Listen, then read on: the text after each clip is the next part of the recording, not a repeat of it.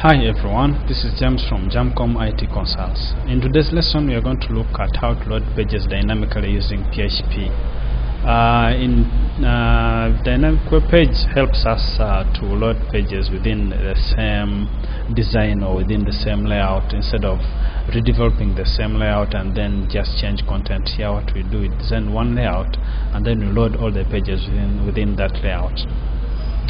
I've already created our pages right here. We shall not go so much into HTML because we've done so many lessons in HTML. If you want to see some of the lessons, you just go to our website jamcom.com and then under tutorials you'll be able to see the lessons we are talking about. As it is now, this is how our page looks like. We already have our heading and then the menus. We drew a line. Maybe for drawing a line we use this tag here to draw such a line. And as I told you, this is the website. Just go to jamcom.com. You'll be able to see the lessons, or if you want to send us a question, go to the same website and contact us, send us a question. We also have a blog. Just feel free to tell us anything you want to tell us. Before I go very far, let me show you an example here. Sometimes you'll find a website or a website with a URL with a lot of stuff here that looks like nonsense, but believe me, this is not nonsense. What they are doing here is that they are passing a certain value to an array. There's an inbuilt array called the get array.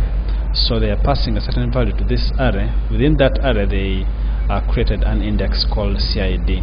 It may not make a lot of sense now, but by the time we finish you will have understood. And the array I'm talking about is called the get array. It looks something like that. It's an inbuilt. You just give it any index you want. For example, in their case they gave it an index called CID.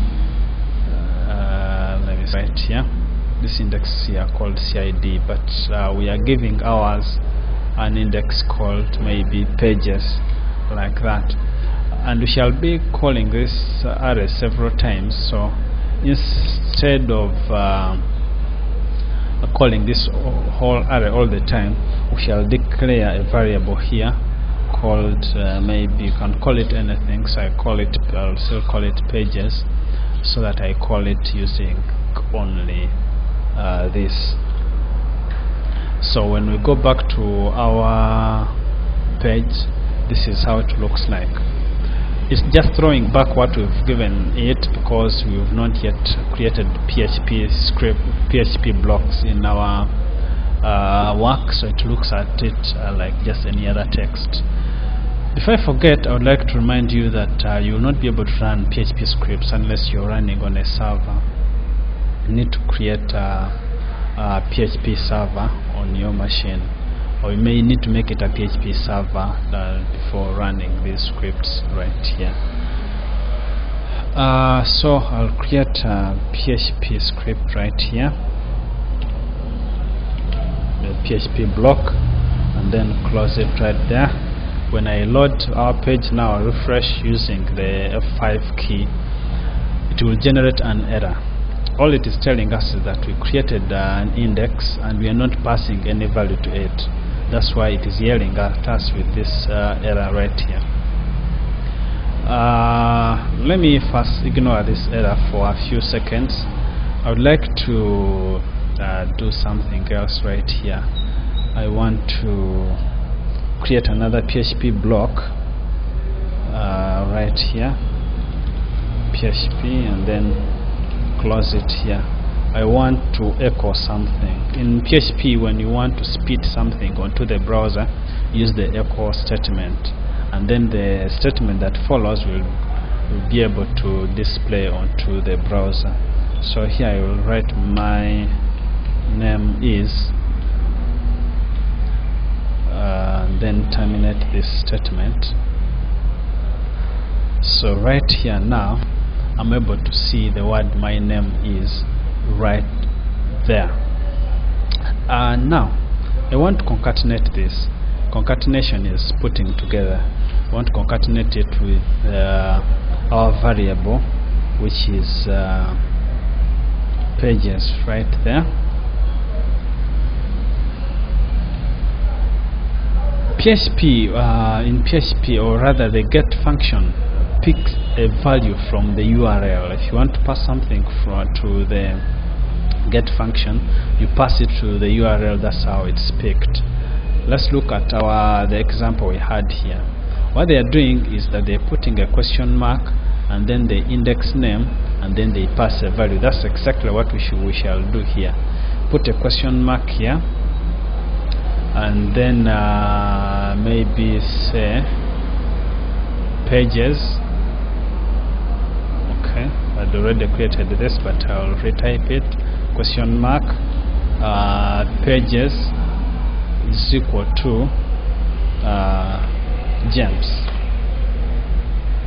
Now you realize that this name here, this variable here, has been passed to this, and then we are able to print it right here because it is picking the variable name right there. You'll be wondering, at what point does a user come and enter something here so that it's picked by the browser? Well, at no point have I ever seen someone entering something here, but we can help them enter the value, or send the value to the URL, and then they load their pages depending on what value has been passed. To do that, we'll come back here and change this following the example we have here. As you see, we have index PHP question mark, so it's what we shall put right here. Index.php, then a question mark, our index name pages, then the equal sign, call it home. It's going to make sense soon. When I refresh this now, when I click home, the word home is passed right onto here, and then it's the same that is here. I'll do the same. I've not done the same for this, that's why you see that. So I'll do the same for this. I'll say, let me just copy this whole thing here. Copy that and then paste it right there, and instead of home I'll say about us. Now we are able to pass a value from here onto right there, but it's not yet loading our pages. When we come back in our next video, we shall be able to load our pages within here using the value that has been passed onto the URL.